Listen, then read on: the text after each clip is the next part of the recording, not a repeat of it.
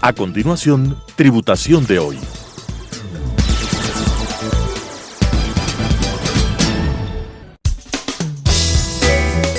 Clasificación A.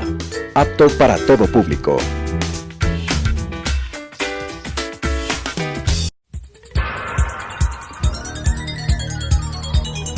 Las opiniones vertidas en este espacio por la producción y dirección del programa son de exclusiva responsabilidad de sus autores y de quienes intervienen en ellos.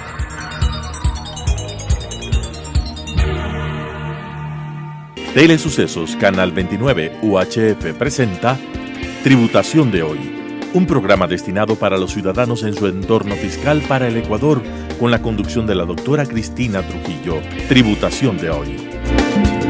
Tributación de hoy, un programa diferente donde abordaremos temas relacionados con el ámbito contable, tributario, financiero y laboral, pero sobre todo la importante presencia de nuestros entrevistados que nos ayudarán a comprender el ámbito legal de nuestro país.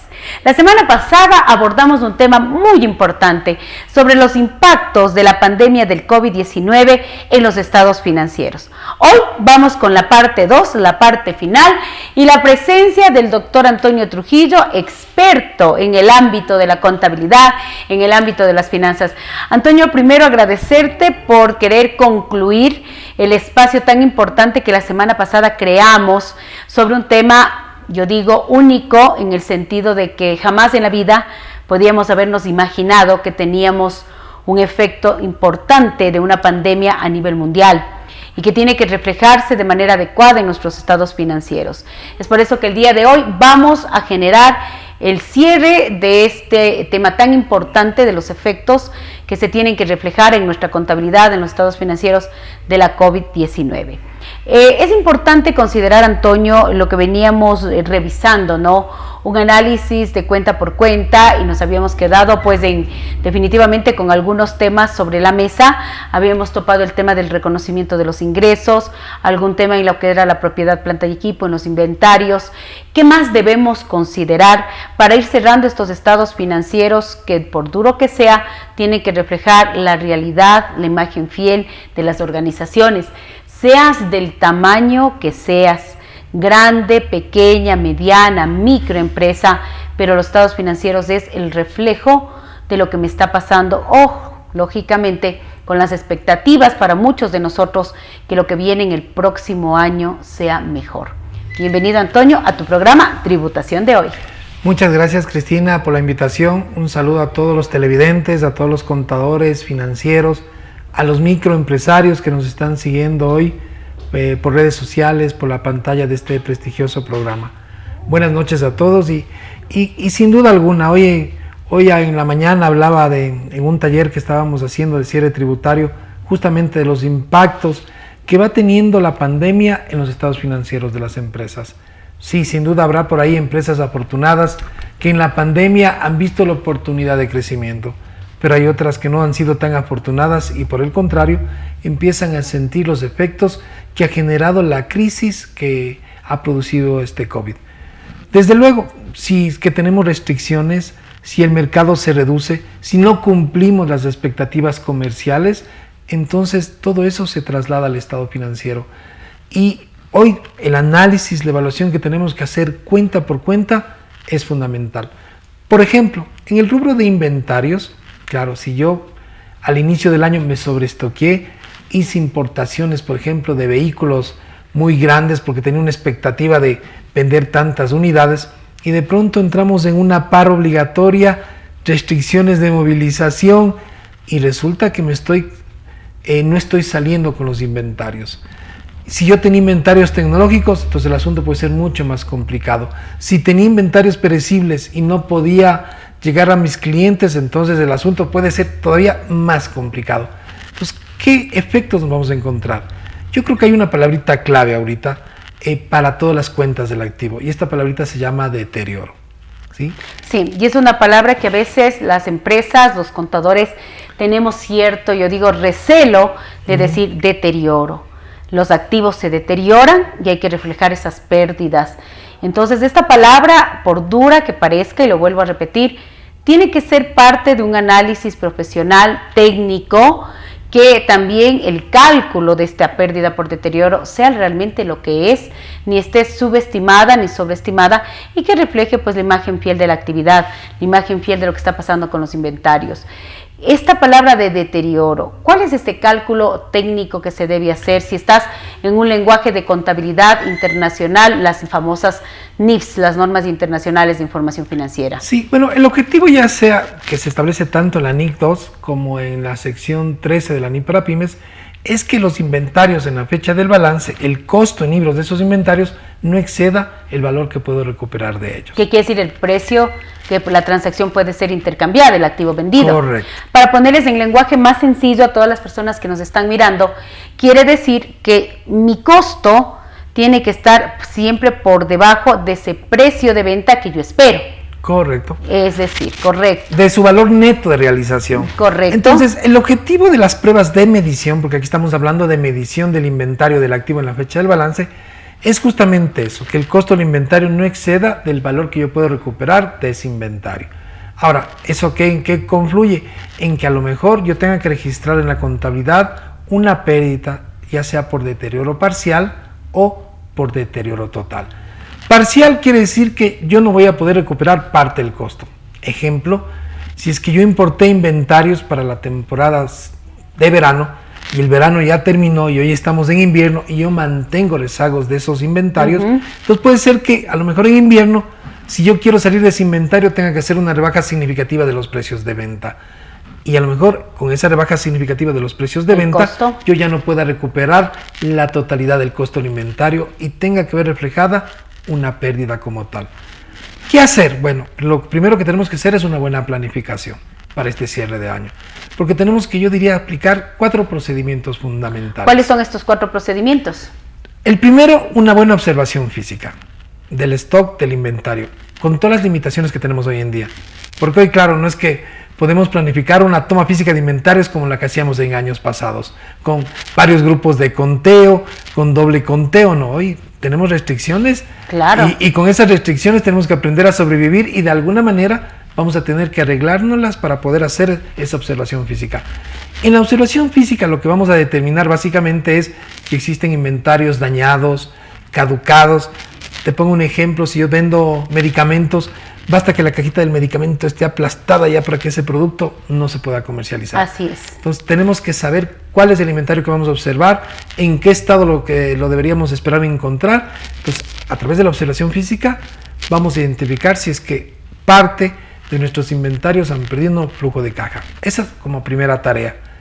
La segunda tarea, para los inventarios disponibles para la venta, vamos a tener que hacer una prueba de medición que se conoce como costo menos el valor neto de realización. O sea, que el costo de mi inventario no exceda al valor neto de realización. El valor neto de realización de un inventario es una estimación, no es un dato que sale de la contabilidad. El costo en libros del inventario es el que sale de la contabilidad. Cuando hablamos de estas pruebitas de medición, estamos hablando de estimaciones. Son cálculos que tenemos que realizar para obtener cuál sería el valor que yo podría recuperar de ese inventario. Lo que quiere decir es que después de que usted aplique estas normas, estas pruebas contables importantes, saber que el inventario tiene que estar medido, registrado, para que nos entiendan, a una fecha balance en el valor correcto, el valor justo, sí, para que ese precio en el que yo estimo vender siempre esté por encima del valor en libros. Correcto. Entonces, Perfecto. en esta pruebita de medición de costo inferior al valor neto de realización, que el inventario esté valorado aún siempre a un valor menor, entonces tenemos que calcular esta estimación. Y esta estimación requiere que levantemos información financiera de los diferentes ítems de inventarios, porque estas pruebas se realizan ítem por ítem. El BNR es igual al precio de venta que tendría el inventario, menos sus costos de terminación, en el caso de que el inventario todavía esté en proceso de fabricación, menos gastos de ventas. Entonces, claro, yo una vez que obtenga el valor neto de realización, voy a tener que comparar contra el costo. Y si el costo del inventario excede al valor neto de realización, voy a tener que reconocer una pérdida. Pero claro, esta prueba de medición tiene que quedar documentada, ¿sí?, en alguna parte. Porque claro, el hacer estas pruebitas también tienen consecuencias fiscales. ¿Sí? Claro, yo voy a reconocer hoy un gasto, porque no deja de ser una pérdida, ¿no? ¿Sí? Y son consecuencias fiscales que la mayor parte de contadores dicen, pero ¿para qué la voy a hacer?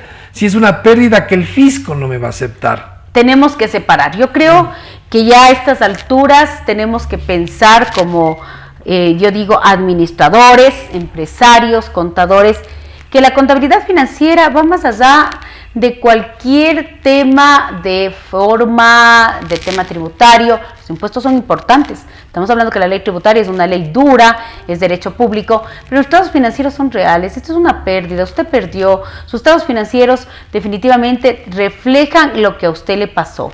Pero ahora, como tú sabes, tenemos ya una norma tributaria que permite el reconocimiento de estas diferencias entre lo contable y lo tributario, porque hablar dos lenguas para el contador es, yo no digo que es ya una opción, es una obligación.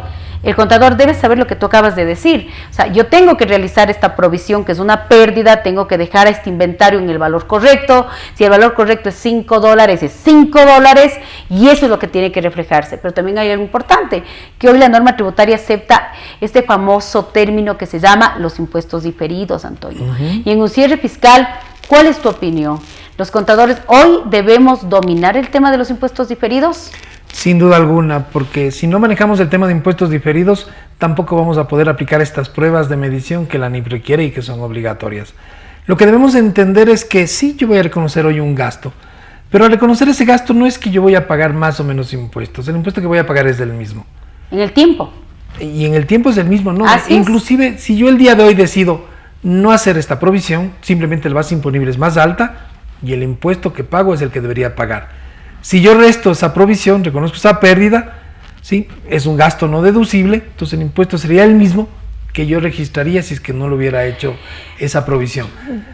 Tal vez la clave está en que yo debo entender esto, que yo debo aplicar, sí, esta prueba y debo reconocer el impuesto diferido que seguramente al final del año van a hacer al comparar las bases financieras y tributarias de los activos y pasivos. Tengo que generar definitivamente un entendimiento de que el lenguaje contable tiene que darse la mano con el lenguaje tributario. Correcto. Y debo saber, debo entender que los impuestos diferidos es una obligación para que las NIF se puedan aplicar en su contexto y la norma tributaria igual, porque el fisco, la norma fiscal, va a querer que los impuestos para materia tributaria se paguen en base a su normativa, porque eso lo dice la normativa, y eso es algo que nosotros siempre tratamos en los seminarios y sobre todo tú con tu experiencia financiera y tributaria, es algo que hoy sí o sí se tiene que manejar. Tenemos una autoridad fiscal mucho más técnica, que ya habla de temas NIFs, que ya habla de impuestos diferidos, que ya habla de un formulario 101 que es la mezcla de los dos universos. Sí, y sobre todo entender que las pérdidas no son diferibles. Así es, las pérdidas es del ejercicio donde se conoce. Se tienen que registrar en el año en que se producen y se conocen. Y si yo difiero pérdidas, entonces en el futuro eso podría generar consecuencias tributarias, porque el fisco va a decir, oye, ¿cómo es esto que me reconocen este año una pérdida que tenías que haber registrado en el año previo? Entonces, el no manejar la técnica contable, el no manejar el enlace que existe con la norma tributaria sería un problema. Ahora, la siguiente prueba que haríamos en los inventarios tiene que ver con la rotación. Y la rotación lo que busca es determinar aquellos inventarios que en el tiempo se han convertido en obsoletos, o sea, que no están vendiéndose, que no están rotando.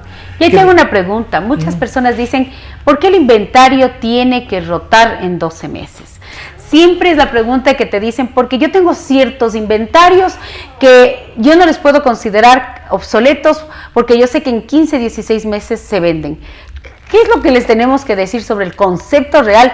¿Qué es inventario? Bueno, lo primero que debemos entender es que el inventario es un activo operacional, que forma parte de la rotación del capital de trabajo. Entonces yo no compro un inventario para venderlo en 2 o en 3 años. Yo compro un inventario para convertirlo en flujo de caja lo más rápido posible. Así es. En el ciclo de operación del negocio. Y esa palabra es importante, ciclo de operación. Sí, y si el ciclo de operación es de 3 meses, entonces yo espero que mi inventario rote en 3 meses, no en 3 años. Entonces, claro, no hay excusa. Si yo tengo un inventario que está 3 años en la contabilidad o 18 meses, ese inventario dejó de ser corriente ya hace mucho tiempo. Y ese inventario ya se encuentra deteriorado. O sea, el que tenga una buena apariencia física no quiere decir que me vaya a ayudar a generar ingresos o beneficios económicos, sino hace rato ya lo hubiera hecho. Entonces, claro, uno no puede diferir las pérdidas. El inventario es un activo corriente. Corriente quiere decir que en 12 meses ya debió estar realizado. Así es. No en más tiempo. Y eso es algo que quiero que la gente, sobre todo los financieros, las empresas, entendamos, los contadores, que hay definiciones que son claras y que cuando uno comienza a leer los libros de las famosas normas contables, esas definiciones te hacen recapacitar y dicen, eso es lo que debe pasar. Cuando dices que es inventario, es un activo que se tiene que realizar en tu ciclo de operación. Correcto. Es un activo que tiene que estar realizado máximo a 12 meses de tu ciclo, de tu registro, de la transacción que fue reconocida en el balance, y que si él no ha rotado, no se ha vendido, hay que reflejar estas pérdidas en los estados financieros. Y algo que debemos entender es que el inventario es un recurso valioso, que cuando no rota, entonces empieza a producir pérdidas. ¿Sí? Porque cuando yo tengo un inventario que no rota, entonces empiezo a gastar más de lo que debería, porque tengo que incurrir en costos de almacenamiento, costos de seguridad, costos financieros, entonces la compañía empieza a perder más recursos. Entonces, esta pruebita de rotación, lo que identificas es eso, básicamente, la obsolescencia, aquellos inventarios que definitivamente por la razón que sea no están siendo vendidos y por la razón que sea ya perdieron flujo de caja. Puede ser un flujo de caja parcial o un flujo de caja o una pérdida de flujo de caja total. Y ese efecto se tiene que reconocer en los estados financieros. Ahora, de la mano viene la tercera prueba, una pruebita adicional, que sería la cuarta, y que tiene que ver con el tema de la caducidad. Correcto. Yo creo que la caducidad es una prueba que la realizamos básicamente a aquellos productos perecibles. Correcto. Medicamentos, alimentos, químicos, a los productos que caducan. Sí, porque en la vida real nadie compra un alimento ya caducado o que está cerquita de caducarse. Peor una medicina por el tema nadie del compra un riesgo de medicamento que está caducado o que Absolutamente. está cerca de caducarse. Por ejemplo, un medicamento que está a un año de su vencimiento ya prácticamente no se puede vender. Ya nadie lo compra, ninguna farmacia dice, a ver, yo lo compro. En algunos casos ni siquiera nadie los acepta como regalo. Entonces, esas ya son pérdidas que deben reflejarse. Claro que con la caducidad, pues ya no estamos hablando de un deterioro parcial, estamos hablando ya de un deterioro total. Ahora, lo que sí hay que tener cuidado cuando hacemos todas estas evaluaciones es el no duplicar provisiones. Así es. ¿Cómo no se duplica provisiones? ¿Qué nos dice la norma contable sobre qué debe contener toda esta prueba de deterioro? ¿Qué se considera? Lo que debemos pensar es que el inventario, por ejemplo, yo tengo un inventario A que tiene $100 de costo, entonces yo le voy a hacer estas cuatro pruebas. Entonces yo hago la prueba de observación física, 0 deterioro, hago la prueba de BNR, el deterioro Valor me da neto de 10. realización que acabamos de hablar. Sí, hago la prueba de rotación, me sale que tengo que provisionar 40, y hago la prueba de caducidad, resulta que está caducado y tengo que provisionar 100. Entonces yo no podía sumar 10 más 40 más 100. Imposible, porque es un solo producto. Correcto. Que puede tener todas las condiciones. Entonces, lo que debemos tratar de hacer es que cuando el inventario sale provisionado en más de unas de estas pruebas de medición que hacemos, tomar la provisión mayor. Lógico, es totalmente y en ningún claro. caso la provisión podrá exceder del 100% del valor del inventario. Correcto. Estas cosas parecen sencillas, parecen claras, pero definitivamente tenemos que tomar en cuenta que cuando nuestros contadores estén haciendo estas pruebas técnicas, estén aplicando la norma contable como debe ser, con todos los parámetros, con todo lo que estas normas son rígidas, y adicionalmente al final del ejercicio fiscal, mirar qué difiere con la norma tributaria. Y viene la palabra mágica para el contador: impuestos diferidos. Correcto. Impuestos diferidos que ahora tiene que ser conocida de una manera real. Ya estamos hablando de 5 años en que la norma tributaria aceptó los impuestos diferidos en el Ecuador. Se entiende que son 5 años que nuestros estados financieros, si están verdaderamente bajo NIPS, deben tener estos cálculos para que el lenguaje contable y el tributario se den la mano. ¿Qué pasa, Antonio, por ejemplo, con el tema del reconocimiento de los instrumentos financieros? Las cuentas por cobrar. Estamos viviendo problemas de cobranza real. Estamos hablando que si ya veníamos con un tema de incobrabilidad por las crisis que nuestro país está viviendo y que afecta definitivamente a este conjunto, a esta dualidad que se llama cliente-proveedor, proveedor-cliente, pues ¿qué pasa hoy con esta cartera, estas cuentas incobrables? Sí. ¿Qué te dice la normativa? ¿Cómo se tiene que llegar a colocar el valor que realmente voy a cobrar bajo las expectativas reales de mi realidad objetiva? Mira, qué interesante el tema, ¿no? Hoy en la mañana, mientras daba una clase, hablábamos justamente de este tema de la cartera. Y alguien me decía, no, es que para mi empresa este año ha sido muy bueno, estoy vendiendo mucho más que antes, pero, siempre hay un pero, estoy cobrando mucho más lento. ¿Sí? O sea, mis clientes ya no me están pagando en los plazos que yo esperaba recuperar. Y puede ser que en algunos casos, algunos de ellos inclusive han entrado en default. O sea, quiere decir que se convirtieron en cartera vencida. Claro, no es solo el hecho de vender. Yo creo que también el hecho importante es el de poder cobrar lo que se vende. Y la pandemia, nos guste o no, en muchas actividades ha ocasionado que los portafolios crediticios entren en procesos de deterioro, han empezado a deteriorarse de a poquito. Y aquí tenemos una visión. Por un lado están las NIF Full y por otro lado está la NIF para pymes.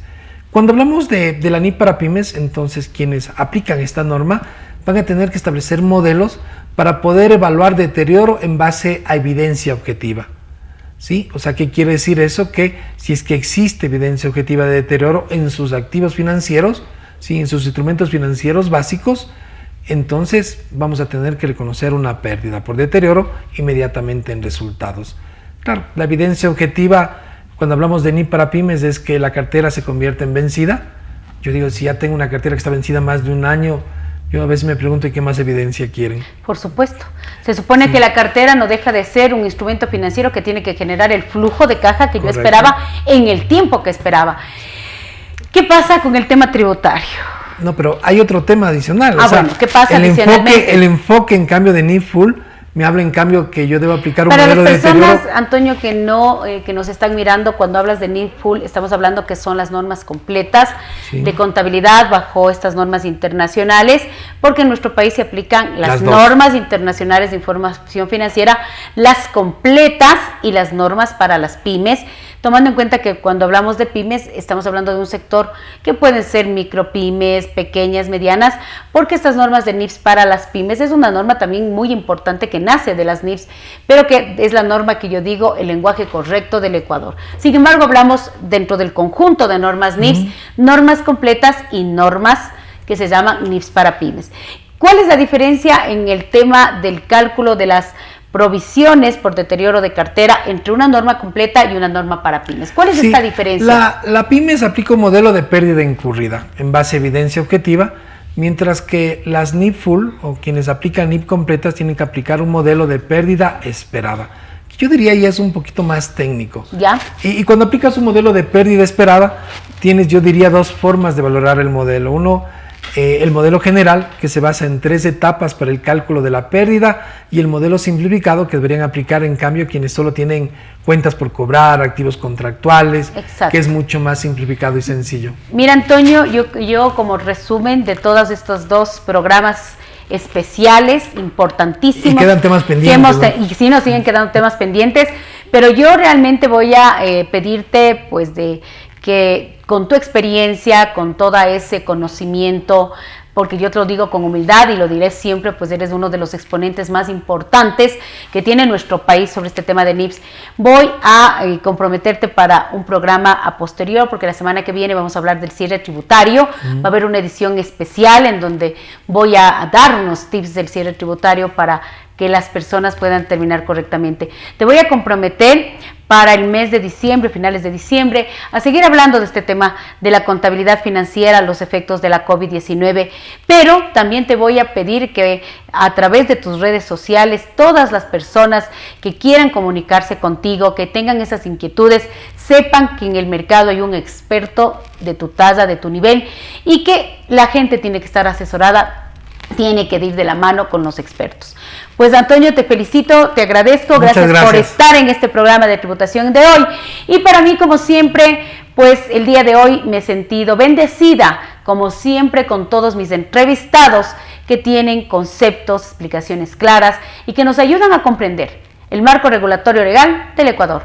Nos volvemos a ver la próxima semana en un programa más de Tributación de Hoy. Las opiniones vertidas en este espacio por la producción y dirección del programa son de exclusiva responsabilidad de sus autores y de quienes intervienen en ellos.